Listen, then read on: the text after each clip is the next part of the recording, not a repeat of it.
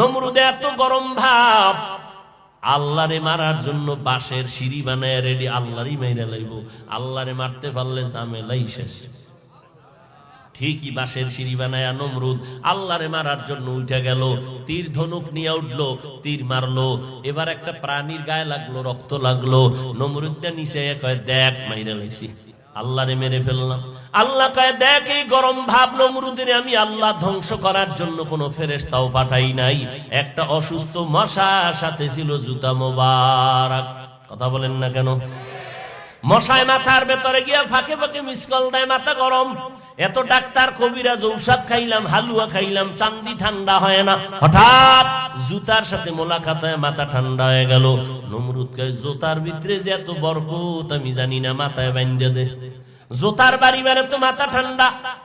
কে এই বাড়ি মারবে? কয় টাকা দিয়া কর্মচারী রাখ। কর্মচারীর কাজ হলো ফাঁকে ফাঁকে জুতার বাড়ি দিবে। কানে কানে কয়, কর্মচারী যত জোরে বাড়ি মারবি বেতন তত বাড়ায় দেবে। এই জুতার বাড়ি খাইয়া নমরুদ ধ্বংস হয়ে গেল। যেই ফেরাউন চূড়ান্ত গরিব, মানুষের জমিনের শশা মাথায় কইরা টাইনে টাইনে মিশরে নিয়ে বিক্রি কইরা এক সময় ফেরাউন অনেক টাকাওয়ালা হইল। এইবার এক সময় ওই মিশরের রাজধানীর চেয়ারে বইয়া হামানেরে বানাইছে তার পার্সোনাল উজির। হামানেরে উজির বানাইয়া এক পর্যায়ে ফেরাউন ক্ষমতায় বইয়া কয়, উজির ও হামান, আমার ভিতরে দিয়ে একটু খোদা খোদা ভাব লাগে, তো কি করতে চাও? একটু দাবি করতে চাই, তো করো। আনা রব্বুকুমুল আলা, আমি ফেরাউন শুধু খোদা না, সব থেকে বড় খোদা। এত বাহাদুরি করলো ফেরাউন, আল্লাহ পাক লোহিত সাগরে চুবাইয়া ফেরাউনের ধ্বংস করে দিলেন। আল্লাহ নজির রাইখা দিয়া কয়, এই ফেরাউনের লাশটা রাইখা দে, দুনিয়ার বেঈমানেরা দেখা দেখা সবক নিবে। এই ফেরাউনের লাশ মাটিতেও গ্রহণ করে নাই। সারা দুনিয়া খুঁজা দেখবেন কোন বেঈমানের ঘরে ফেরাউন, নমরুদ, হামান নামে কোন সন্তান আসেনি। কত আকামের নাম রাখে, এরপরও ফেরাউন রাখে না। কত বেডা বড়, কত দামি ব্যক্তি, কেউ রাখে না। যদি মাসে 1 লাখ দিব, রাখবি নি? না, তুমি রাখো, আমার টাকা লাগবে না। কথা ঠিক নি? কোটি টাকার মালিক দেখো, অভাব হয় না দূর, গরিব ঘুমায় আরাম করে মনটা বাহাদুর। ফেরাউনের লাশটা দেখো মিশর জাদু ঘরে, খায় না মাটি পোকা মাছি সবাই ঘৃণা করে। হৃদয়ে থাকিবে যার নম্রতা সদা, রহমত আসিবে সেথা প্রভুর ওয়াদা। বড়র বড়াই থাকলে দিলে রহমত আসবে না, নিজেকে নিজে ছোট মনে করিও সদা। উঁচু জমিন থেকে পানি নিচু জমিনে যায়, তেমনি খোদার রহমত আসে নম্রতার হৃদয়। ভোগ বিলাসের বাড়ি গাড়ি পরে রবে সব, থাকতে সময় স্মরণ করো আল্লাহ আমার রব। আমার রবকে? এরে নবীর উম্মতের দল, ওই নমরুদ, হামান, ফেরাউন, কারুন, সাদ্দাত, দুনিয়ার কেউ তাদের নামটা পর্যন্ত রাখে না, ঘৃণা করে। ওই জন্য আল্লাহ বলেন, মিনহা খলাকনাকুম, এই মাটির মানুষ, দ্বিতীয় সবক, মাটির মতো নরম হইয়া চলো। খবরদার গরম ভাব দেখাইও না। গরম ভাব দেখাইলে তোমার দুনিয়াও বরবাদ, তোমার আখিরাতও বরবাদ হয়ে যাবে। আর তুমি যেই পুঁজি নিয়ে গরম ভাব দেখাও, এই পুঁজির কোনো ভ্যালু নাই। আজকে তুমি ধনী, কালকে তুমি ফকির। কই গেল যমুনা গ্রুপের মালিক? করোনায় যখন আক্রাইয়া ধরলো, ডাক্তার স্পেশাল ফ্লাইটে সিঙ্গাপুরে নাও, কত হাজার কোটি টাকা লাগবে, নাও, বাঁচায় দাও, কেউ পারলো না। আজ তার জীবনের কামাই রুজি মাটির উপরে আছে, তিনি খালি হাতে কবরে চলে গেল। ও আল্লাহর বান্দারা, কিসের দুনিয়ার গরম ভাব? আমি এলেমের ভাব দেখাই, যতই দেখাই না কেন, আমি কোনদিন খতিবে আজম সিদ্দিক আহমদের মতো এলেমওয়ালা হতে পারবো না। আমি যত বড় মুহাদ্দিস হইয়া ভাব দেখাই না কেন, শাহ ওলিউল্লাহ মুহাদ্দিসের 1000 ভাগের 1 ভাগও হতে পারবো না। আমি যত বড় টাকার বাহাদুরি করি না কেন? ও বান্দা, এই জমিনে এত বড় বড় টাকাওয়ালা আছে। আপনাদের মাদারীপুর জেলা, ফরিদপুর জেলার বড় ধনী মানুষটার বাহাদুরি ঢাকায় গেলে টিকে না। ঢাকাওয়ালার বাহাদুরি ইন্ডিয়ায় গেলে টিকবে না, সেখানে আরো বড় ধনী বয়া রয়েছে। ইন্ডিয়ার ধনী লোকটার বাহাদুরি আমেরিকায় টিকবে না, সেখানে আরো বড় ধনী আছে। রাশিয়াওয়ালার কাছে আমেরিকার বাহাদুরি টিকবে না, সেখানে আরো ধনী। সব দুনিয়ার ধনীদের বাহাদুরি আমার আল্লাহর কাছে মোটেও টিকে না। এরে আল্লাহর বান্দা, নরম ভাব নিয়ে চলো, আমার মাওলার কাছে মাথা নত করে দাও। কারণ আজকে আমি গরম ভাব দেখাইয়া কি লাভ? আমার গরম ভাবের মেয়াদ কত জানো? আজরাইল যেদিন আমাকে ডাক দিবে, বাঁশিতে সিগন্যাল লাগায় দিবে, ওই দিন আমার বক্তাগিরির ভাব শেষ হয়ে যাবে। আমার কলিজার সন্তানেরা বেলের দিয়া আমার গেঞ্জিটা পর্যন্ত কেটে কেটে রেখে দিবে। কে টাকাওয়ালা কে গরিব কোনো ভেদাভেদ নাই, সবার জন্য 3টা সাদা কাপড় কেনা হবে। ওই কাপড়ের মধ্যে যেদিন প্যাকেট হয়ে যাবি রে মানুষ, ওই কাফনের উপরে লেখা থাকবে না এটা এমপি সাহেবের লাশ, এটা মন্ত্রী সাহেবের লাশ, এটা বড় হুজুরের লাশ। কাফনের প্যাকেট হয়ে গেলে কার কোন লাশ কোনো ভেদাভেদ নাই। কে এমপি, কে মন্ত্রী, কে ওস্তাদ, কে ছাত্র, কে ইমাম, কে মুক্তাদি, কে ডাক্তার, কে রোগী, ভেদাভেদ নাই। জানাজা পড়াইয়া তাড়াতাড়ি খাটের মধ্যে উঠাইয়া কবরের দিকে নিয়ে যাও। এত ভক্তবৃন্দ আমার বয়ান শুনাইলাম, কিন্তু মরণের কালে দেখলাম একটা বন্ধু আমার কিনারায় নাই। কবরের মধ্যে আমাকে 2 জনে নাইমা হাত ধইরা লাশটা নামাইলো। কেমন যেন মনে হয় এই 2টা লোক আমার সঙ্গে কবরে সাথী হয়ে থাকবে, কিন্তু না, বাঁশের চাল বিছাইয়া কলা পাতা দিয়া হঠাৎ আমার পায়ের মুষ্টি খুলিয়া, মাথার মুষ্টি খুলিয়া 2 জনে লাফ দিয়া উইঠা চলে গেল। এইবার মিনহা খলাকনাকুমের আয়াত পইরা পইরা মাটি দিয়া আমারে পাড়াইয়া সব অন্ধকার বানায় দিল। আমার এত ভক্তবৃন্দ, আমি এক জায়গায় হাঁটতে গেলে কত মানুষ আমার পেছনে, কিন্তু আজ আমারে কবরে রাইখা সবাই যায়, কেউ দাঁড়াইতেছে না। ওই কবরে যাওয়ার পরে নবী বলেন 2 জন ফেরেশতা 3টা প্রশ্ন করার জন্য হাজির হয়ে যাবে। তুমি ধনী না গরিব জানার দরকার নাই, তুমি আলেম না মূর্খ জানার দরকার নাই। বান্দা, তোমার কাছে 3টা প্রশ্ন, তুমি হিন্দু না মুসলমান জানার দরকার নাই। 3 প্রশ্নের জবাব দাও। রবের পরিচয় দাও, ধর্মের পরিচয় দাও, রহমাতুল লিল আলামিনের পরিচয় দাও।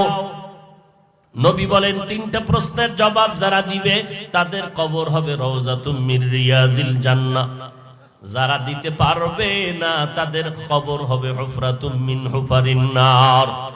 দুনিয়াতে যারা রবের গোলামি করে যাবে তারা কবরে গিয়া জবাব দিবে, রব্বি আল্লাহ, আমার রব আমার আল্লাহ।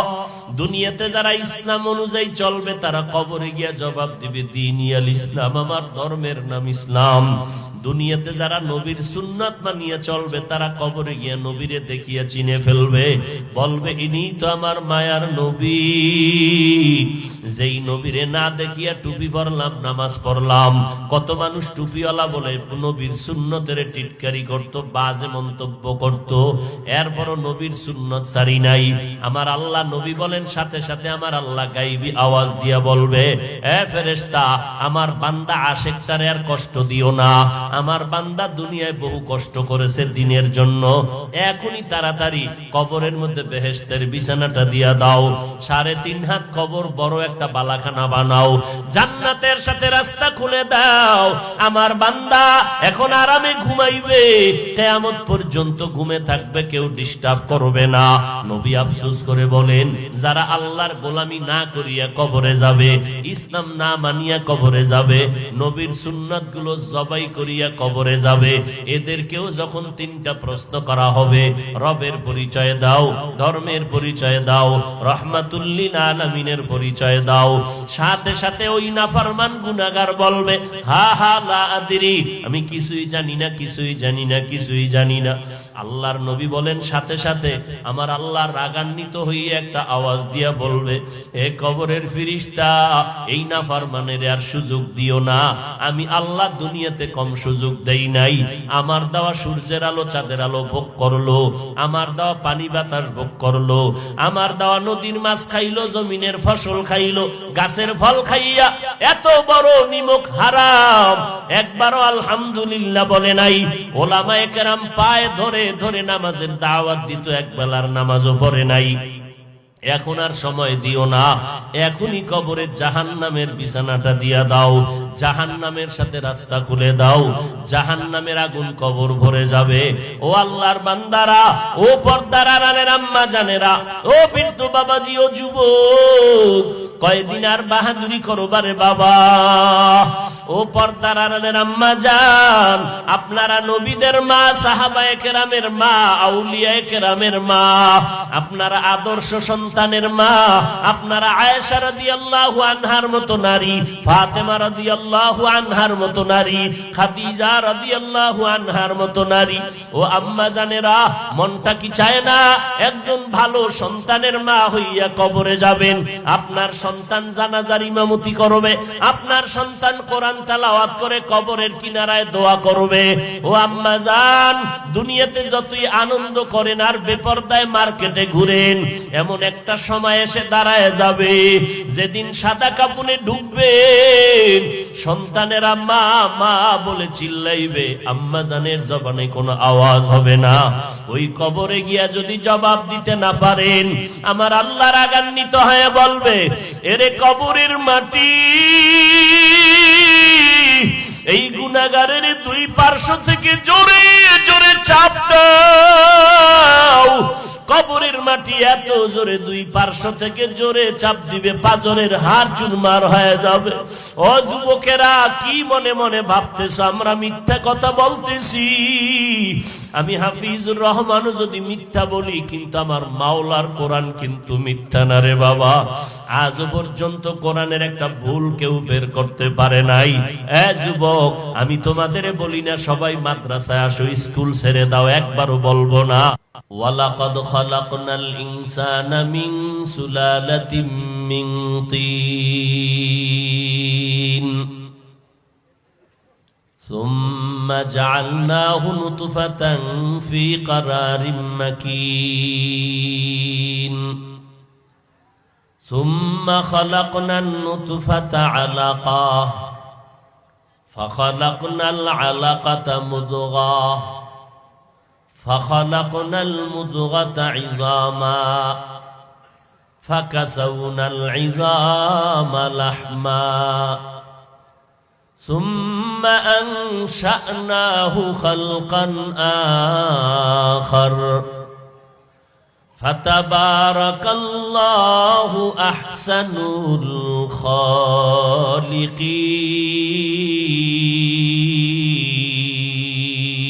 الخالقين।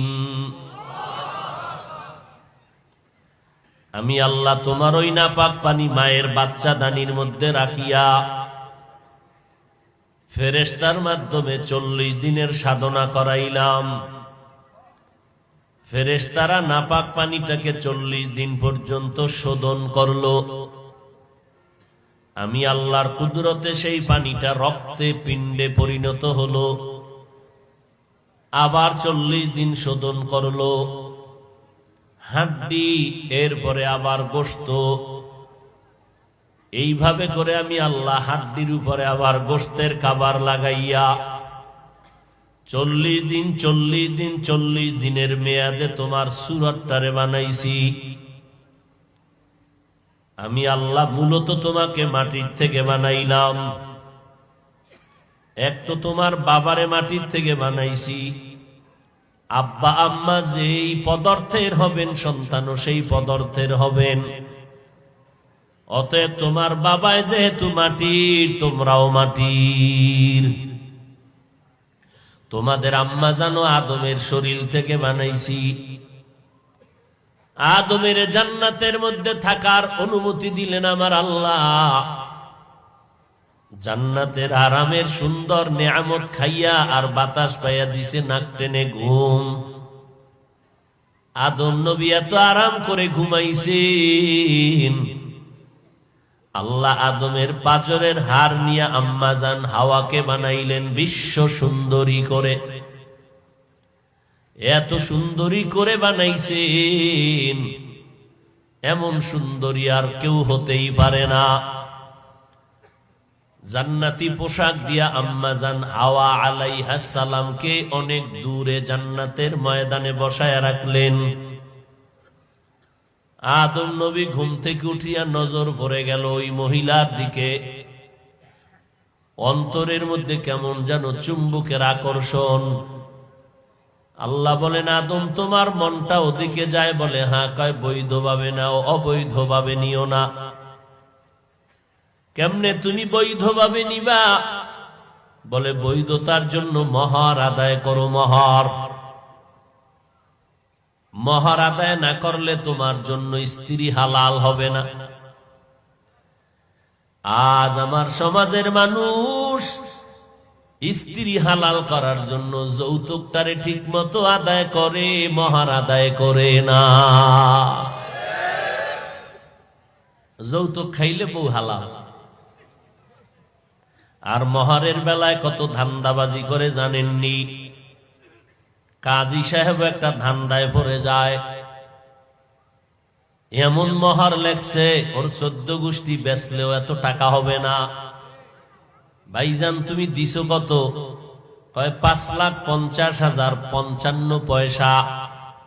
দিলাম মাত্র 50 উসল, বাকি আছে 5 লাখ। আল্লাহ কয় মহর আদায় কর, কোরআনের আয়াত, তাড়াতাড়ি আদায় কর। এই যে কাজী সাহেব 50 উসল লেখলেন, বাকি লেখলেন 5 লাখ। কাজী সাহেবকে জিজ্ঞাসা করলাম নগদ পাইছেন নি 50? নিলে উসল কেন? কয় পাই নেই, কলম আছে লিখে দিলাম। আর মহর ধরবে সুন্নত অনুযায়ী মোহরে ফাতেমি, এবং মহরটা ধরতে হবে দেনেওয়ালার উপরে যেন জুলুম না হয়। ওই পরিমাণ বাহাদুরি করা যাবে না, কারণ আমার আল্লাহর মোহব্বতের দরজায় বান্দার কোনো বাহাদুরি চলে না, ধ্বংস হয়ে যাবে। এবার মহর ধার্য করার পর মহারানার টাকা দেওয়ার খবর নাই। কোন হুজুর যদি ধরিয়াই ফালায় মহর দিছুনি, নাইলে বউ হালাল কেমনে করলি? কয় মাফ লইয়া লইছি।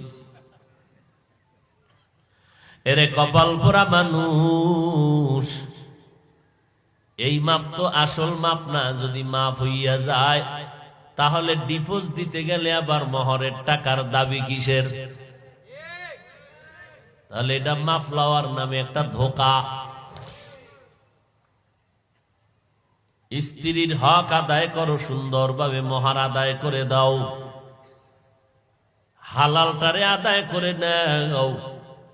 অথচ মানুষ হালালটা আদায় না করে হারামের জন্য জিহ্বা বের করে দিল। লক্ষ লক্ষ টাকা যৌতুক নিয়ে নেয় হারাম। এই যৌতুক যারা নেয় এরা নারীদের উপরে জুলুম করেনেওয়ালা জালেম।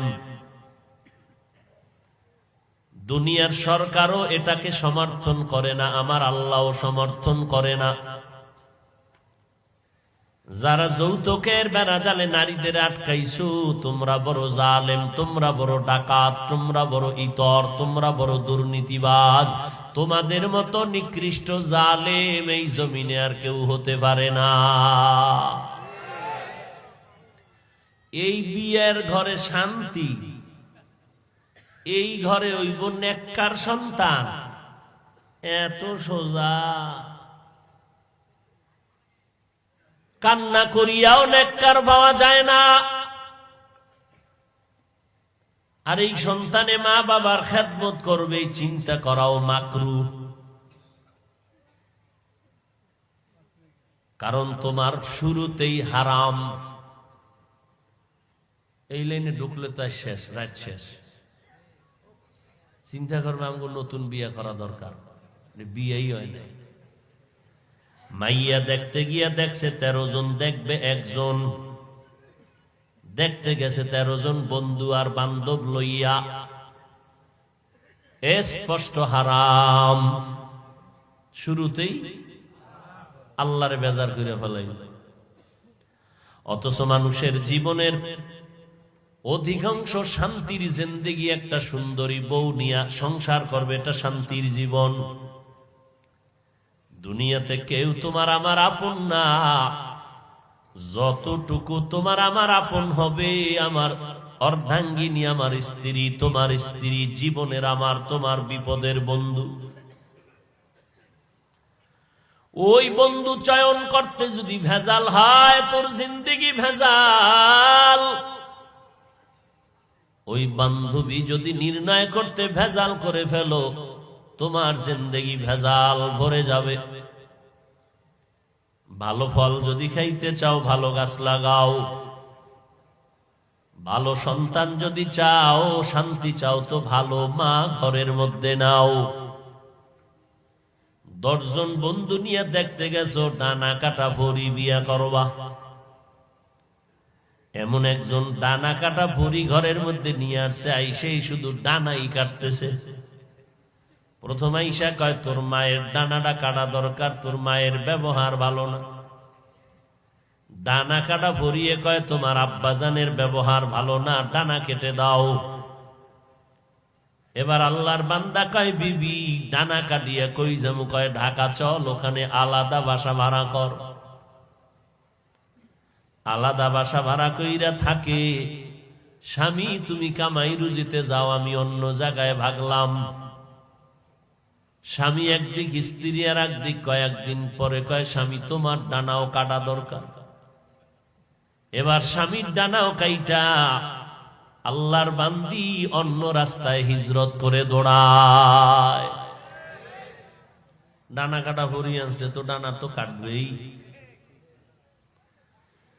মাইয়ার চেহারা কেমন, লেখাপড়া কেমন, মা কেমন, বাপ কেমন, সব খবর নিলা। টাকা পয়সা কেমন, সব খবর নিলা। মাইয়ার মা নামাজ পড়েনি, মাইয়া কোরআন পড়তে জানেনি, একবারও জিগাইলা না।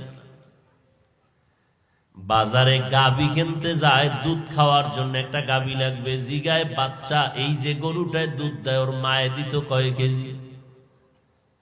ওর মায়ে দিত 30 কেজি। ধারণা এই বাচ্চাটা 20 কেজি দিবে। একটা শান্তির গরু তুমি দুধ পান করার জন্য কিনতে গিয়া মায়ের খবর নাও। আর যে স্ত্রী দিয়া তুমি দুনিয়াতে জান্নাতের বাগান বানাবা, সেই স্ত্রী বিয়া করার সময় তার মায়ের খবর নিলা না কেন? যে ওর মা নামাজ পড়েনি, ওর মা কোরআন পড়তে জানেনি। যদি মা নামাজি আর কোরআন পড়নেওয়ালা হয়, ওই ঘরের কন্যা যদি ঘরে নেই, ঘর হবে বেহেশতের বাগান।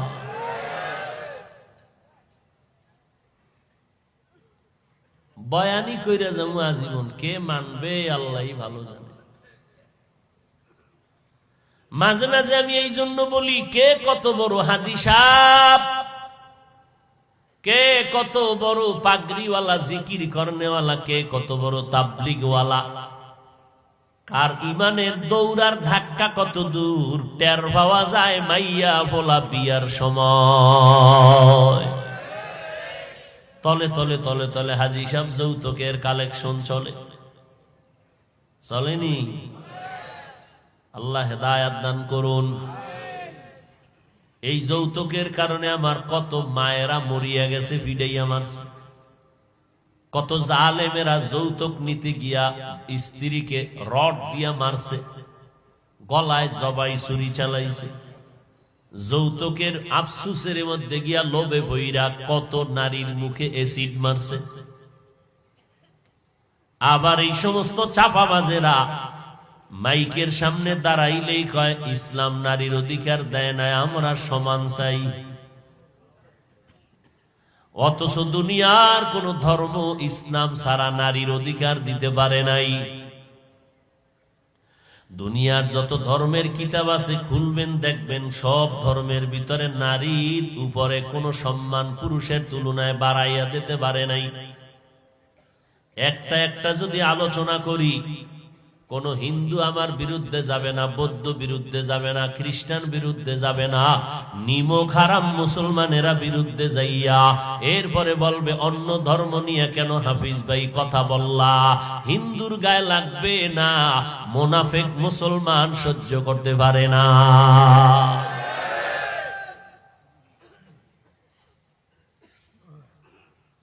কোন হিন্দুর আপত্তি নেই, আপত্তিকার ওই মুনাফিক মুসলমানের। কোরআনের বয়ান করব, কত হিন্দুরা আইসা বয়ান শুনে, অন্য ধর্মের মানুষ আইসা মাইকের কাছে বসে বসে চুপচাপ দূরত্ব বজায় রাইখা রাইখা বয়ান শুনে। আপনাদের ফরিদপুর এলাকায় এক জায়গায় বয়ান করতেছিলাম, বয়ানের যাওয়ার আগে একটা যুবক ছেলে দরজার বাইরে দাঁড়ানো, আমি বয়ানে যাওয়ার আগে রুমে বসা, একটা লোক আইসা বলে হুজুর একটা যুবক দাঁড়ানো আপনার সাথে দেখা করতে চায়। আমি বললাম কেন? বলে এমনেই। আমি বললাম আসতে বলো। যুবক আইসা আমার সাথে হাত মিলাইয়া কয় হুজুর আমি হিন্দু ধর্মের ছেলে, এমন একটা রাত নাই যে সময় আমি আপনার বয়ান শুনি না, অনেক মহব্বত করি আমি বয়ান শুনি, আপনি যেখানে আসেন সেখানে যাই। আপনি কইবেন তো হেদায়েত হইল না কেন?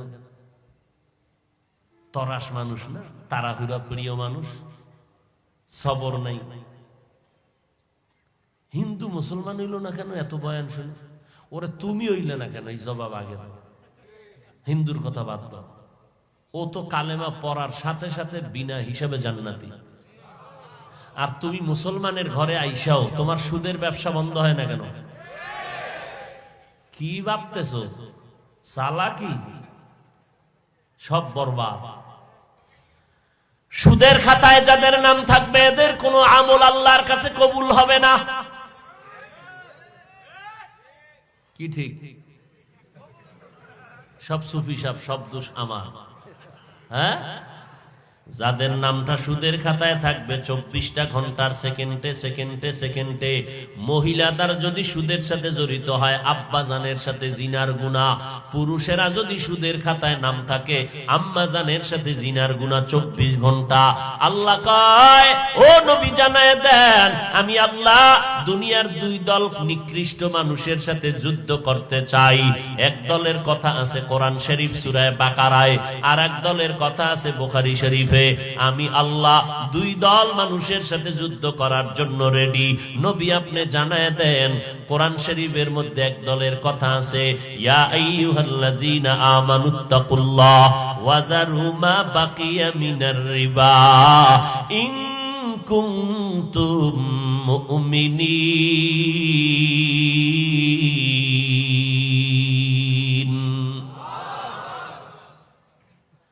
যারা আল্লাহরে ভয় করো তোমরা সুদের থেকে ফিরে যাও যদি মুমিন হও। ফাইল্লাম তাফআলু, এরপরও যদি ঘাটতারামি কইরই হারাম খাও তা রেডি থাক। ফাযানু বিহারবিম মিনাল্লাহি ওয়া রাসূলি, আমি আল্লাহ আমার রাসূল নিয়ে রেডি আছি তোর সাথে যুদ্ধ করব রে বেঈমান। কারণ তুই মায়ের সাথে জিনা গুনাহ করবি আর আমি আল্লাহ তোরে ছাইরা দিমু, এটা কখনো হতে পারে না। সুদের খাতায় নাম লেখাইয়া তওবা না করিয়া 1000 বার হজ করলে একটা লাব্বাইক কবুল হবে না। 13 খতম কোরআন পড়লে একটা অক্ষরের সওয়াব পাবে না। 10 তলা মাদ্রাসা বানাও, মসজিদ বানাও, সওয়াব নাই। যত জীবনে যত মোনাজাত দিবা একটা মোনাজাত কবুল হবে না। আল্লাহ কয় নবী জানায় দেন তওবা না কইরা যদি মরে চিরস্থায়ী জাহান্নামী। সূরা বাকারা আলহামদু সূরার পরে 275 নাম্বার আয়াত। যারা আরবি পারেন না মোবাইলে একটু ডাউনলোড কইরা নিয়েন, বাংলা কোরআন লেখা সার্চ দিবেন, 30 পারা কোরআন আসবে, বাকারার 275 নাম্বার আয়াতের আগে পিছে কয়েক টুকরা আয়াতের ব্যাখ্যা বইরা দেখেন, অবস্থা কি কঠিন। আল্লাহ কয় দুই দলের, এক দলের কথা কোরআনে, আর এক দলের কথা আমি যুদ্ধ করব, তাদের কথা বলছি বুখারী শরীফে। ও নবী জানায় দেন, এই জমিনের মধ্যে আমি আল্লাহর কিছু বন্ধু আছে, এদেরকে আমি বলি আর আমার ওলি। কোরআন শরীফে এদের নাম আউলিয়া। আমার ওলি আউলিয়ার সাথে যারা বেয়াদবি করবে, দুশ্মনী করবে, আমি আল্লাহ যুদ্ধ করার জন্য তৈয়ার হয়ে গেলাম। মান আদালি ওয়ালিয়ান ফাকাদ আযানতুহু বিল হারব, বুখারী শরীফের ইবারত। অতএব এই জমিনে যারা বলে ওলি আউলিয়া মানি না, এদের চিহ্নিত করে না, এরা কোরআন মানে না, বুখারী শরীফও মানে না।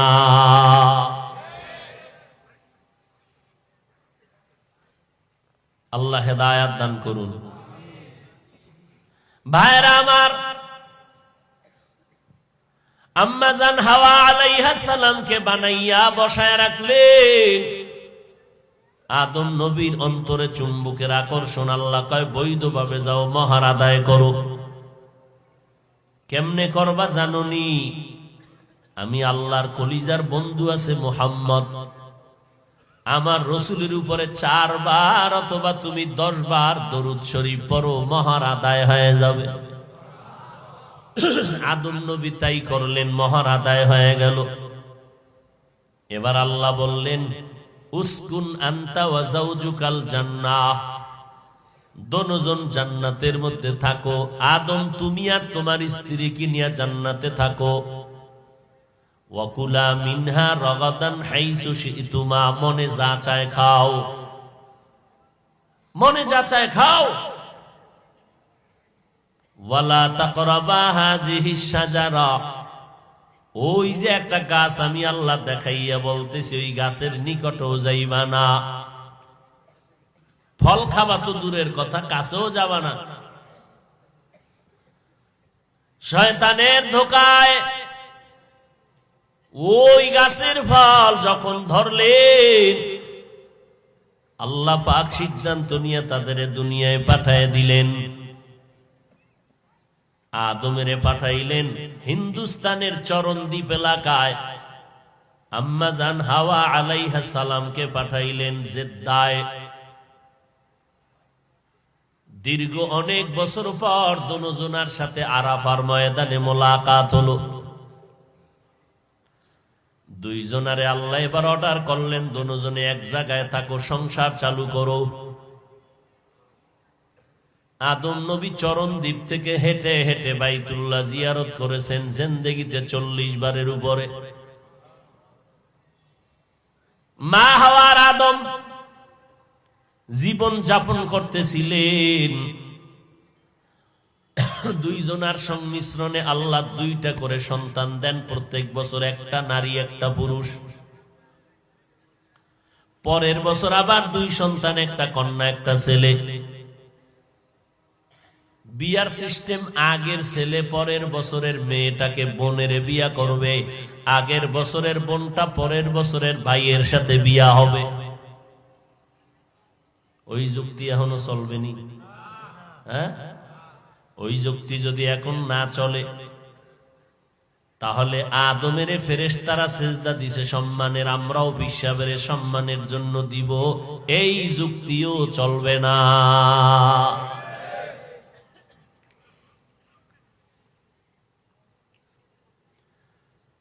দুইজন করে সন্তান বছরে। আল্লাহ বললেন, তোমার আব্বা আম্মা যেই পদার্থের তৈরি, তোমরা সন্তান সেই পদার্থের। অতএব তোমার বাবা মাটির, মা মাটির, তোমরাও মাটির। এ হলো এক জবাব। দ্বিতীয় জবাব, নাপাক পানিটা তৈরি হয় মাটির খানার থেকে, দ্বারাও প্রমাণ মাটির তৈরি।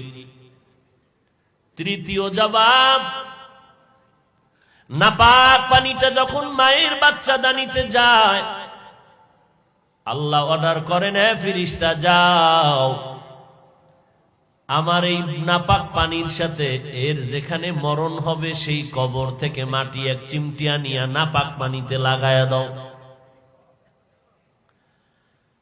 বান্দার কবে মরণ হবে, কোথায় কবর হবে আল্লাহ জানেননি? আল্লাহ জানায় দিলেন অমুক জায়গায় তার কবর, ওখান থেকে মাটি এনে লাগাও। এটাই হবে বান্দা মাটির সৃষ্টি। এবার আপনাদের কিছু প্রশ্ন যারা চালাক তারা করতে পারে। এই হাফিজ ভাই, যেই মানুষটা আগুনে পুড়িয়া মারা গেল, অস্তিত্ব নাই, লাশ গেছে কয়লা হইয়া। যেই মানুষটা লঞ্চ ডুবিয়া মাওয়া নদীতে মারা গেল, পদ্মায় পড়ে পানির মধ্যে গলিয়া গেল, কোন অস্তিত্ব নাই, এর কবর কই? এর মাটি আনবে কোত্থেকে? তো লাশই নাই। মুফাসসিরিনে কেরাম বলেন, মানুষের শরীরের পিঠের দিকে একটা সোজা হাড় আছে যেটাকে মেরুদণ্ড বলে। সোজা মাথায় না পিঠে? ওই মেরুদণ্ডের বরাবর নিচে মার্বেলের মতো একটা গোলাকার গোড়া আছে। গোড়া আগুনে সব পুড়ে ছাই হয়ে যাবে, ওই গোড়া কখনো আগুনে স্পর্শ করবে না, পানিতেও গলবে না। সাগরেও যদি মানুষটার লাশ নিশ্চিহ্ন হয়ে যায়, ওই গোড়া তো কোনো না কোনো এক সময় গিয়া মাটিতে লাগবে, আর ওই জায়গায় হবে তার কবর। হাসরের ময়দানে ওখান থেকে তিনি দাঁড়াবে। আল্লাহ জানেননি? আল্লাহ যাই না যা ওই জায়গার থেকে মাটি আন। মিনহা খালাকনাকুম, শুধু এতটুকুর আলোচনা চলতেছে।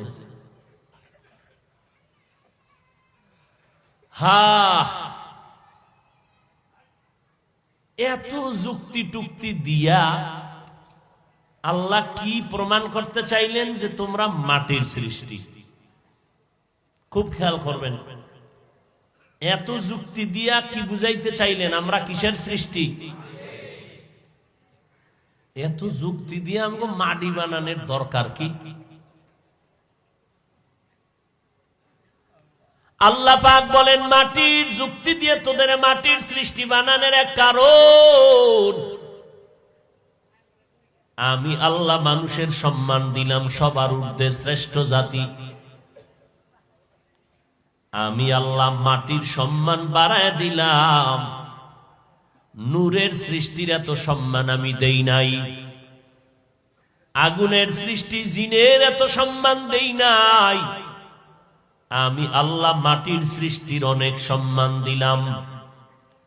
ওয়ালাকাদ কাররামনা বানি আদম ওয়া হামালনাহুম ফিল বাররি ওয়াল বাহরি ওয়া রাযাকনাহুম মিনাত তাইয়্যিবাত ওয়া ফাদ্দালনাহুম আলা কাসীরিম মিম্মান খালাকনা তাফদীলা। বনি আদম বড় দামি।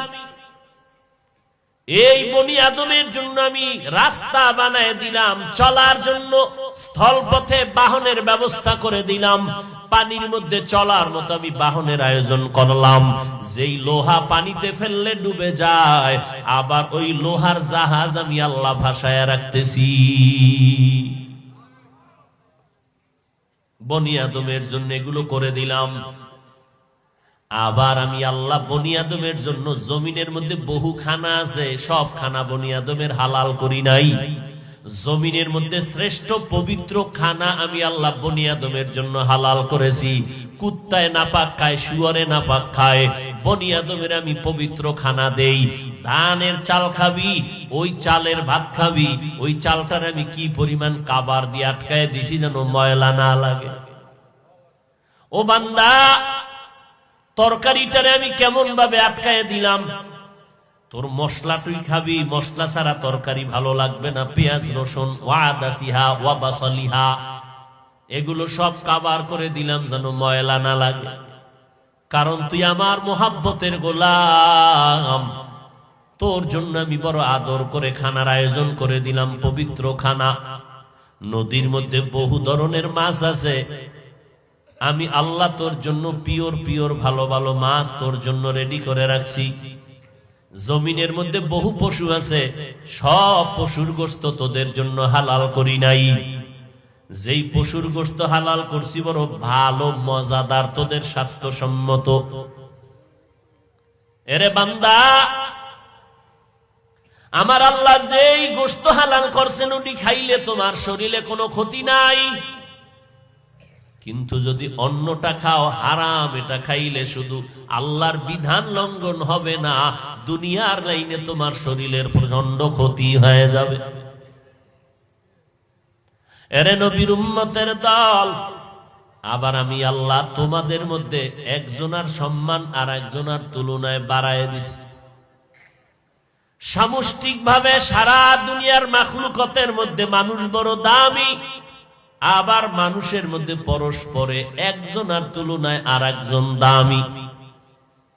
ইমাম সাহেব দামি, মুক্তাদিরা পেছনে ইমামের কথায় উঠে আর বসে রুকু দেয়, সেজদা দেয়। সারা দুনিয়ার মানুষ দামি, এই দুনিয়ার মানুষের মধ্যে ঈমানওয়ালারা দামি। ঈমানওয়ালাদের মধ্যে আম্বিয়ায়ে কেরাম দামি, আর সব আম্বিয়ায়ে কেরামের একমাত্র পয়গম্বরে আরবী সবথেকে বড় দামি। আর নবীদের উম্মতের মধ্যে আখিরি নবীর উম্মত আমরা দামি। আবার আমাদের মধ্যে যারা কোরআনের ইলমওয়ালা তারা দামি, আবার কোরআনের ইলমওয়ালাদের মধ্যে যারা আমলওয়ালা তারা দামি। আবার এই আমলওয়ালার মধ্যে যাদের ইখলাস আছে তারা হলো সবথেকে বড় দামি। ইমাম গজালি রাহমাতুল্লাহি আলাইহি বলেন, আন্নাসু কুল্লুহুম হালকা ইল্লাল আলিমুন ওয়াল আলিমুনা কুল্লুহুম হালকা ইল্লাল আমিলুন ওয়াল আমিলুনা কুল্লুহুম হালকা ইল্লাল মুখলিসুন। সব মানুষ ধ্বংস হবে, আলেমরা ধ্বংস হবে না। আবার আলেমরাও ধ্বংস হবে, আমলওয়ালারা হবে না। আমলওয়ালারাও ধ্বংস হবে, যাদের আমলে ইখলাস আছে তারা ধ্বংস হবে না।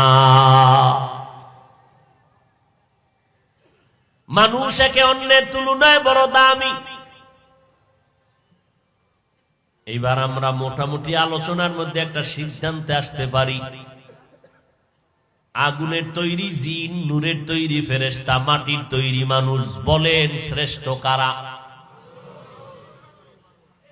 নূরের সৃষ্টি শ্রেষ্ঠ? বলেন বলেন। আগুনের সৃষ্টি শ্রেষ্ঠ? আল্লাহ বলেন এটা আমার স্থায়ী সিদ্ধান্ত, চালাকি চলবে না, আমার স্থায়ী বিধান। নূরের সৃষ্টি শ্রেষ্ঠ না, আগুনের সৃষ্টি শ্রেষ্ঠ না, একমাত্র মাটির সৃষ্টি মানব জাতি শ্রেষ্ঠ, এটা আমার স্থায়ী সিদ্ধান্ত। আমি এই সিদ্ধান্ত করিয়া আদমের দাঁড় করায় বললাম, উসজুদু লি আদম। ফেরেশতারা বলো আদম দামি কিনা? বলে হ্যাঁ দামি। তো সম্মানের সেজদা করে দেখাও, মুখে বললে হবে না, আদম দামি, সেজদা করো। ফাসাজাদু ইল্লা ইবলিস, সবাই সেজদা করলো, কে করে নাই? এই ইবলিস, করলি না কেন? ইবলিস কয় আমার যুক্তিতে মিলে না। তুই এত বড় যুক্তিবাদী, কি যুক্তি তোমার? ইবলিস বলে খলাকতানি মিন নারি ওয়া খলাকতাহু মিন তিন। আমারে বানাইছেন আগুনের দ্বারা, আদমরে বানাইছেন মাটি দ্বারা। মাটির গতি নিচে, আগুনের গতি উপরে। আদমরে কইবেন আমারে সেজদা করতে, আমি উপরের গতি, আমি নত হব, এটা কেমন কথা? আল্লাহ বলে আমার সামনে যুক্তি দিলে রে বেঈমান। গোলামের কাজ হলো মালিকের হুকুম মানবি, বুঝে আসো কার না আসো, কোনো যুক্তি দেওয়া চলবে না, প্রশ্ন চলবে না। এটাই তো গোলামের কাজ। মালিক যা বলবে মেনে নিবি, কোনো প্রশ্ন নাই। আমি তোর এত ভালো জানছিলাম, তোর ইবাদতে আমি খুশি হইয়া প্রথম আসমান, দ্বিতীয় আসমান, 7টা আসমানে 7টা লকব দিলাম, উপাধি দিলাম। তোরে আমি উপাধি দিলাম খুশি হইয়া, তোর ইবাদতে তুই আরেফ, তুই খাজেন, তুই বুজুর্গ, তুই ওলিয়ে কামেল। এতগুলো টাইটেল তোরে দিলাম, ও ইবলিস আমি মাওলার হুকুমটা না মানিয়া যুক্তি কেন দিলি? ফাখরুজ ফা ইন্নাকা রাজিম, আমার দরবার থেকে বের হয়ে যা, আমি তোরে অভিশপ্ত করে দিলাম, আর এক সেকেন্ডের জন্য তোর আর জান্নাত নাই, চির জাহান্নামী তোরে করে বিদায় করে দিলাম, বের হয়ে যা। এবার বলেন, মাটির সৃষ্টি শ্রেষ্ঠ সিদ্ধান্ত কার? স্থায়ী না অস্থায়ী? মানে না কে? জোরে বলো। নূরের সৃষ্টি শ্রেষ্ঠ না, আগুনের সৃষ্টি শ্রেষ্ঠ না, মাটির সৃষ্টি শ্রেষ্ঠ। এই কথা যারা মানবে না, বুঝে নিবা ইবলিসের রোগে তাদের ধরেছে।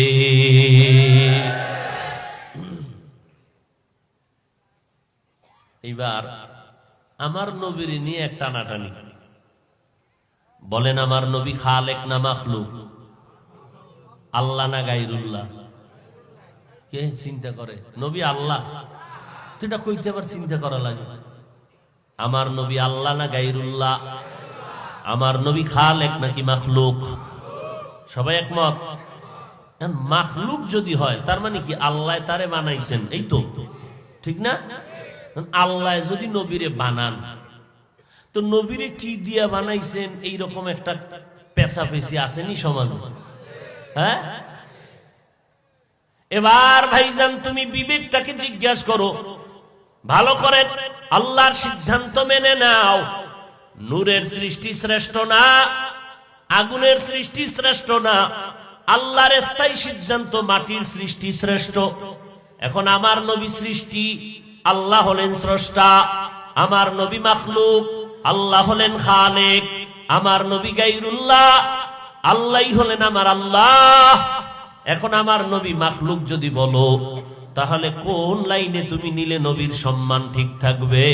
এটা সিদ্ধান্ত তুমি 1 বছর পরে দিবা। শুধু 1 বছর ভাবতে থাকবা কি বলা যায়, কি করা যায়। আমার নবী যেহেতু মাখলুক, আমার নবী যেহেতু সৃষ্টি, তাহলে সৃষ্টির মধ্যে কোন কাতারে রাখলে নবীর সম্মান বাড়ে? নূরের কাতারে যদি রাখি সম্মান ঠিক থাকবে নি, আগুনের কাতারে রাখলে সম্মান থাকবে নি, মাটির কাতারে রাখলে সম্মান টিকবে নি। এইভাবে বান্দা তুমি চিন্তা করিয়া আগামী বছর দেখা হইলে জবাব দিবা। এখন জবাব চাই না। কারণটা কি জানো? তুমি এই 1 বছর তোমার কয়েকটা ডিউটি, যেহেতু তুমি নবীর আশেক, এই 1 বছর বসিয়া একটা নামাজ ছাড়বা না, দাড়ি লম্বা করতে হবে, মদিনার লাইনের ভাকরি লাগাও, তাহাজ্জুদ নামাজ পড়বা, দৈনিক 100 বার কমপক্ষে। রকম নবীর টাটকা আশেক হইতে তোমার 1 বছর লাগবে।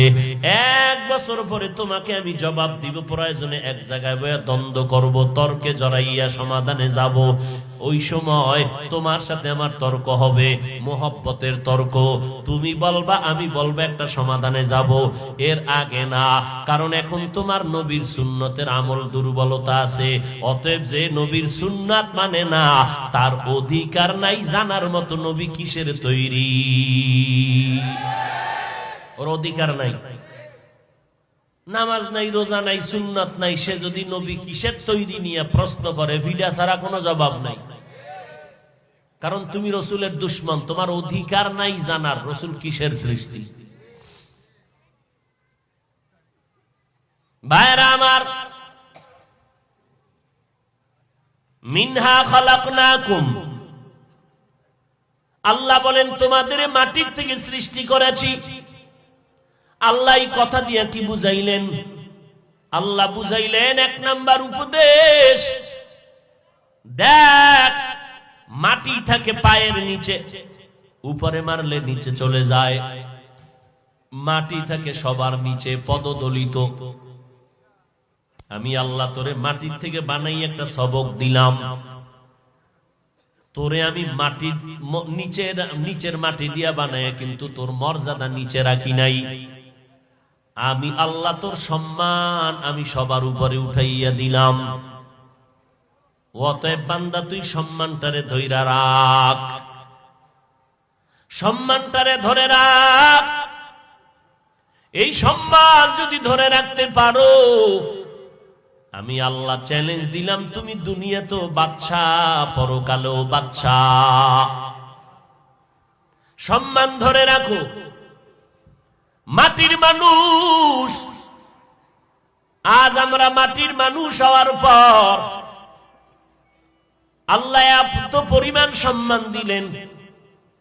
গরু আমাদের গোলামি করে, মাছ আমাদের গোলাম, সূর্য আমাদের কথায় চলে, সূর্য আমাদের গোলামিতে নিয়োজিত, বাতাস আমার গোলাম, পানি আমার গোলাম।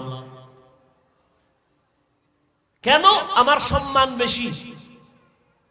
কেমনে বেশি? কি কারণে? শক্তির কারণে না, আমি দুর্বল, শক্তি নাই আমার। একটা গরুর কাছে গেলে লাথি মারলে 3 দিন বেহুশ, ও দুধ পাইব? আরে উস করতেই 3 দিন লাগবে। কিন্তু গরুটায় লাথি মারে না, মালিক কয় এই থাম। মালিক এই কথা বলায় গরু ঠান্ডা হয়ে গেল, দুধটাই না বালতি ভরে ঘরে নিল, বাচ্চাটার 1 ফোঁটা দুধ দেয় নাই, গাভীটায় রাগ করে নাই। কারণ আল্লাহ বানাইছেন বনি আদমের গোলামির জন্য গরু ঠান্ডা। মেহমান ঘরে আসছে, বাচ্চাওয়ালা মুরগিটারে জবাই দিয়া মেহমানদারি করলি, বাচ্চাগুলো আম্মু আম্মু বলে কান্না করে, ওর আপন কেউ নাই।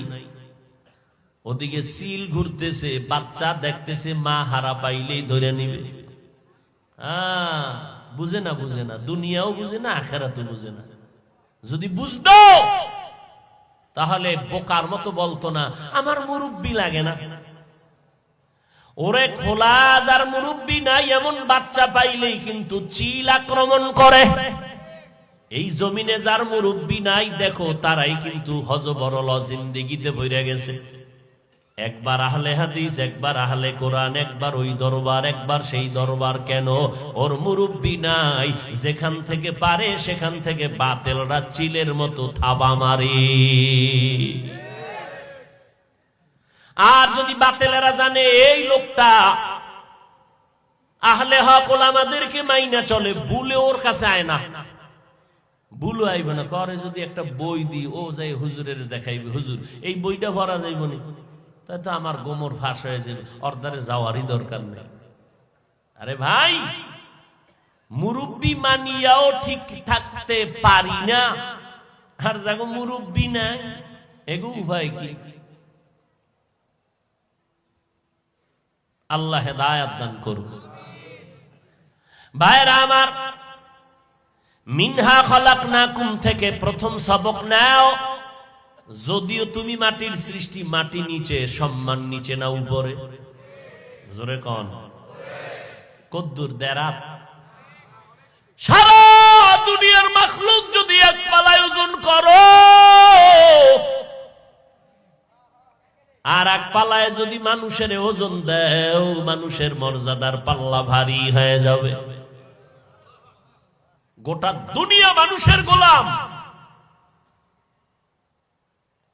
ওমরে ফারুক অর্ধ দুনিয়া শাসন করলেন। কেমন শাসন! নদীর মধ্যে পানি নাই, শুকায় গেছে, ওমর চিঠি লেখা দিছে, এইটা চিঠিটা নদীর মধ্যে ফালাবি। ওমর চিঠি দিছে, চিঠি নিয়ে যখন ফালায় দিছে, সাথে সাথে শুকনা নদীর পানির জোয়ার শুরু। আরো জোরে কও, নিমক হারাম মানুষ আজকে সেই সোনার বাংলায় দাঁড়াইয়া ওমরে ফারুকের একদল টুপিওয়ালারা কয় ভণ্ড। আবারও আসতে, আপনারাও কি সেই হুজুরদের পাছাটা গোলাম? ওমরে ফারুকরে যারা ভণ্ড বলে, এদেরকে, এরা ভণ্ড হওয়ার জন্য আর কোন দলিলের দরকার নেই। সাহাবায়ে কেরাম নিয়ে যারা সমালোচনা করবে, খোদার কসম তারা ইসলামের নামে ভণ্ড।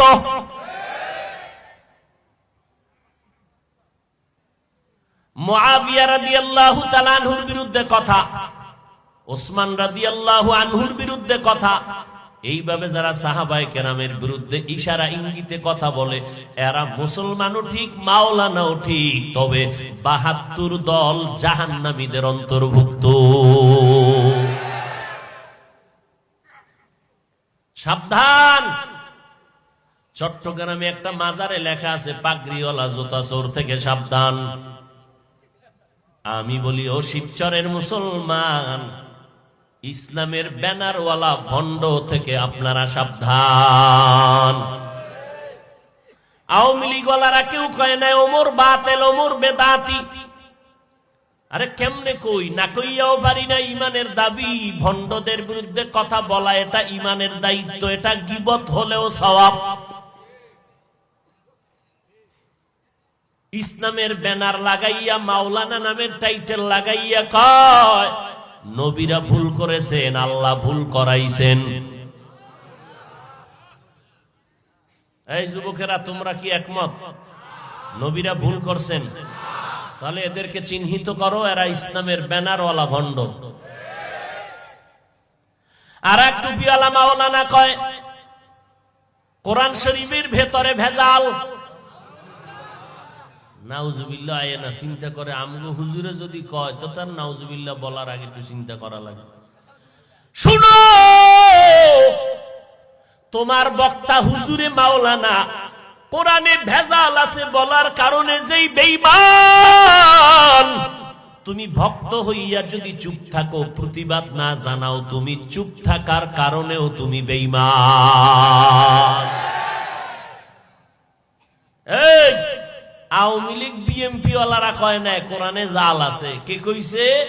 আমার মতো লঙ্গি ভরা মাওলানা না, বড় টাইটেল ওয়ালা মোল্লা, বিশাল ইসলামের ব্যানার টানাইয়া এরপরে কয় কোরআনের মধ্যে জাল। কয় কত দূর? কয় হাদিসের থেকেও বেশি। আর এক মাওলানা কয় কালেমা লা ইলাহা ইল্লাল্লাহ মুহাম্মাদুর রাসূলুল্লাহ, কালেমা বাদ দাও, এটা কুফরি।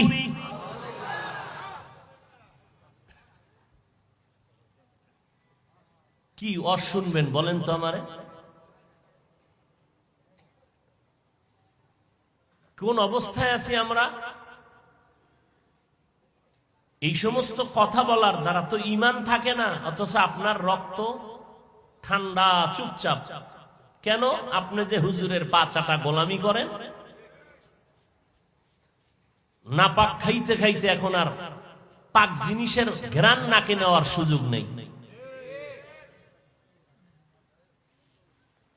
আর এক মাওলানা কয় কাজা নামাজ লাগবে না। আর এক মাওলানা বলে জুমার আগে সুন্নাত লাগবে না। আর এক মাওলানা কয় বিতিরের নামাজ এশার পরে ডেলি পড়া লাগবে না, মাঝে মাঝে পড়বি তাও পুরা লাগবে না, এক রাকাত শর্টে মারবি।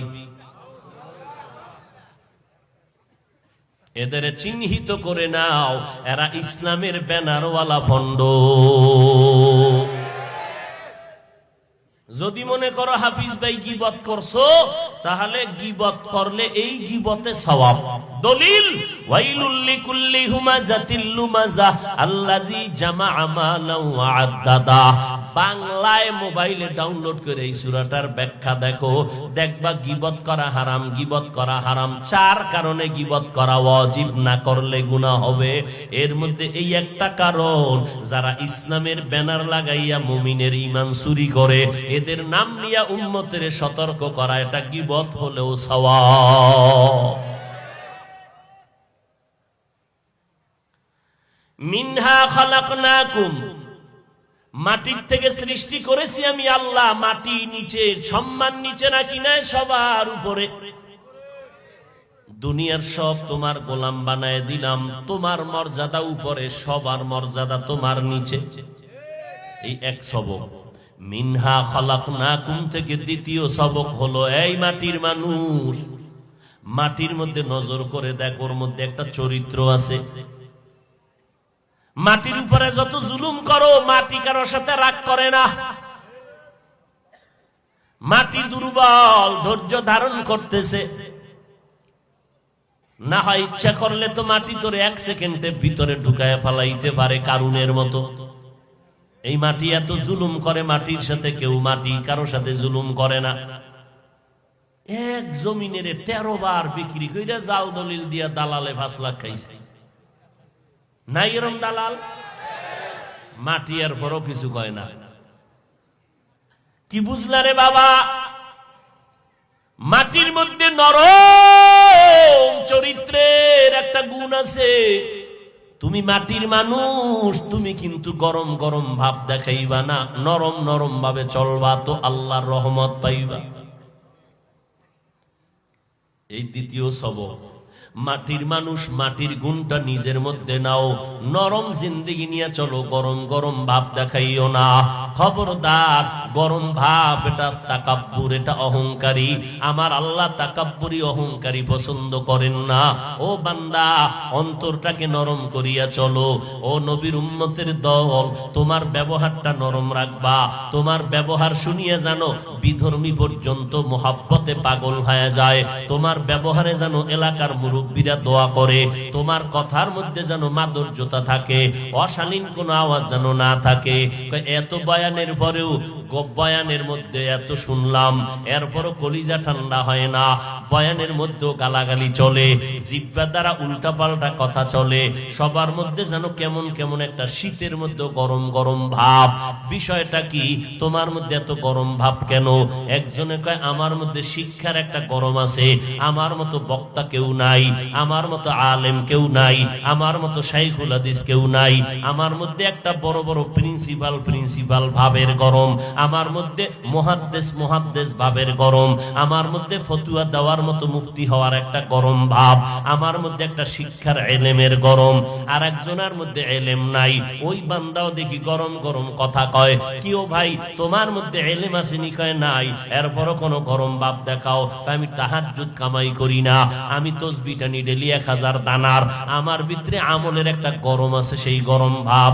একজনের মধ্যে শিক্ষার গরম, আর একজনের ভিতরে এলেমের গরম, আমলের গরম। আর একজনের মধ্যে ক্ষমতার টাকার গরম। কি ব্যাপার, তুমি গরম ভাব দেখাও? কয় লাইন পড়ছো? কয় 1 লাইনও না। তো এত গরম ভাব কেন? আমার চেয়ারের ভায়া মজবুত, এই জন্য আমার গরম ভাব। আর একজনের মধ্যে আমার কিছুই নেই, ক্ষমতা, এরপরও গরম ভাব কেন? কয় আমার ক্ষমতার গরম না, আমার ভিতরে টাকা পয়সার গরম, আমার ভেতরে টাকার গরম। আর এক ফকিন্নির বাচ্চা দেখি, হেও গরম ভাব। কিও?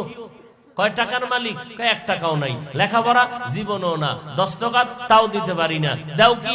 এই যে জমিন কিনা মালিক হইলি, আঙ্গুলের টিপ। তো গরম ভাব কেন? টাকা নাই, বাড়ি গাড়ি নাই, তো গরম ভাব কেন? এটা আমার জন্মের দোষ, রক্তের গরমে আমি গরম, আমার রক্তের গরমে আমি গরম। মুরব্বি চিনি না, কথাবার্তার ব্যালেন্স নাই আমার। আল্লাহ কয় মিনহা খালাকনাকুম, নরম নরম ভাব লইয়া চলো, গরম ভাব দেখাইও না। মান তাওয়াজা লিল্লাহ রাফাআহুল্লাহ, যেই বান্দা আমার আল্লাহর জন্য, নবীর মুহাব্বতের হাদিস, যারা আল্লাহর জন্য নিজেরে ছোট মনে করবে, আল্লাহ তার মর্যাদা সবার উপরে উঠাইয়া দিবে।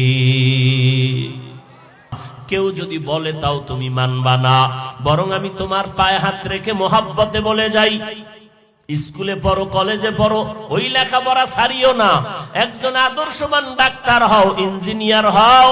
কারণ আমার দেশে আলেম ওলামার অভাব নাই, তবে আমার দেশে আদর্শ ডাক্তারের বড় অভাব, আদর্শ ইঞ্জিনিয়ারের বড় অভাব। আজকে যদি আমার দেশের প্রত্যেকটা এলাকার থানা, জেলা, ইউনিয়নের চেয়ারম্যান, মেম্বার, এমপি, মন্ত্রী, ওসি, ডিসিএসপি সবাই 5 বেলার নামাজি হইতেন, তো আমার দেশে কোরআনের কথা বলার জন্য কোনো পেরেশানি হতো না। ও আল্লাহর বান্দারা, আদর্শবান ডাক্তার হও, মা বাবার দোয়া নিয়ে চলো, ওলামায়ে কেরামের পরামর্শ নিয়ে চলো। তুমি 5 বেলার নামাজ পড়বা, মা বাবার দোয়া নিয়ে চলবা। স্কুলে পড়ো, বাধা নাই, চাকরি করো, বাধা নাই।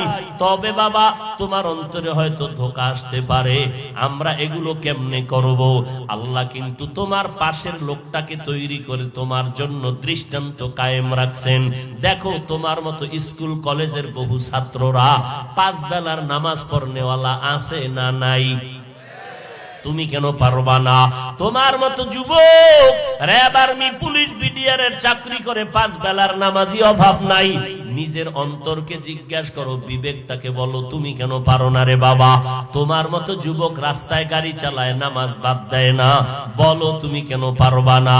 তরুকায় বসে নামাজ পড়ে নেয়, নই জমিনে কৃষি কাজ করে গামছা বিছাইয়া নামাজ পড়ে নেয়, বলো বাবা তুমি কেন পারবা না? ওই আল্লাহর কোরআন কি মিথ্যা মনে করেছো?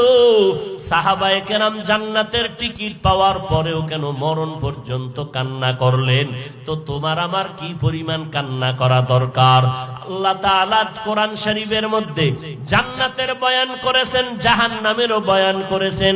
কারা জান্নাতে যাবে কারা জাহান্নামে যাবে আল্লাহ তাও বয়ান করিয়া বলছেন। ও আল্লাহর বান্দারা, আল্লাহ স্পষ্ট কোরআনে বলিয়া দিলেন, ইন্নাল আবরারা লাফি নাঈম ওয়া ইন্নাল ফুজ্জারা লাফি জাহিম। নেক আমল যারা করবে তারা জান্নাতের যাত্রী, আর যারা গুনাহ করবে তারা জাহান্নামের যাত্রী।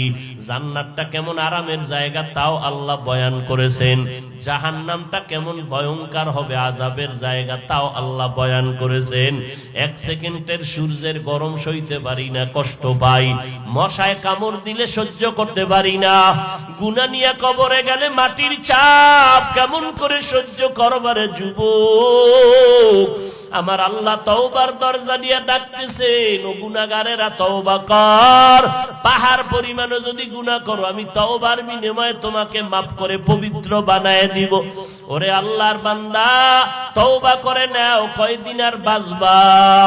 আজকে তুমি এখানে বয়ান শুনতেছো, কালকে এই সময় হতে পারো তুমি হসপিটালের রোগী। অতএব আল্লাহর কাছে সুস্থতার সময় পাইয়াও নিয়ামতের শুকর আদায় করে তওবা করো। মনে মনে আল্লাহকে বলো, আল্লাহ এই ময়দানে আমার মতো গুনাহগার কেউ নাই, আমার গুনার খবর আমার মা বাবা ভাই বোনেরা কেউ জানে না। ও আল্লাহ, আপনি জানার পরেও রাগ করে পানি বন্ধ করেন নাই, খানা বন্ধ করেন নাই। আজকে আমি গুনার থেকে তওবা করতেছি। আমার মতো যুবক স্কুলে পড়িয়া যদি নামাজ পড়ে আমি কেন পারবো না? আমার মতো যুবক চাকরি করে ব্যবসা করে নামাজ পড়ে আমি কেন পারবো না? আজকে থেকে তওবা করে নিলাম, গলায় ছুরি আসলে মরিয়া যাব, নামাজ ছাড়বো না, বেপরদায় চলবো না, মা বাবাকে কষ্ট দিব না, ওলামায়ে কেরামের পরামর্শ নিয়ে চলবো, দেশের বিরুদ্ধে জাতির বিরুদ্ধে কোনো ষড়যন্ত্র করব না। আল্লাহর মহাব্বত যদি অন্তরে থাকে, তওবার যদি খাঁটি নিয়ত হইয়া থাকে, তবে এটাও সত্য সবার কপালে তওবা নসিব হবে না। 13টা বছর বয়ান শুনলো মায়ার নবীর আবু জাহাল, একবারও কালেমা পড়লো না। এই রকম কিছু শক্ত অন্তরওয়ালা জমিনে থাকবে, কারো বয়ানে তার দিলটা নরম হবে না। তবে যাদের দিল নরম হবে, আল্লাহ যাদেরকে হেদায়েতের দৌলত দান করবেন, এই রকম দিল নরমওয়ালা যদি কোনো বান্দা থাকেন যে আজকে থেকেই তওবার নিয়ত করে ফেললেন, আর কখনো আল্লাহর বিরুদ্ধে নবীর তরিকার বাইরে চলবেন না। কারণ রিজিকের মালিক আল্লাহ, হায়াতের মালিক আল্লাহ, ইজ্জতের মালিক আল্লাহ। ওই আল্লাহর উপরে ভরসা করে আজকে থেকে নামাজ ছাড়বেন না, বেপরদায় চলবেন না, মা বাবার দোয়া নিয়ে, উলামায়ে কেরামের পরামর্শ নিয়ে চলবেন। এই রকম খাঁটি তওবা করার যদি কারো অন্তরে নিয়ত থাকে, দুর্বলতা না থাকে, তওবার নিয়তে দুটো হাত আল্লাহকে দেখাইয়া দেই। আয় আল্লাহ, হাতগুলো কবুল করে নেন, তওবা কবুল করে নেন। তওবার উপরে মজবুত হইয়া আমাদেরকে চলার মতো তৌফিক দান করেন, আমিন।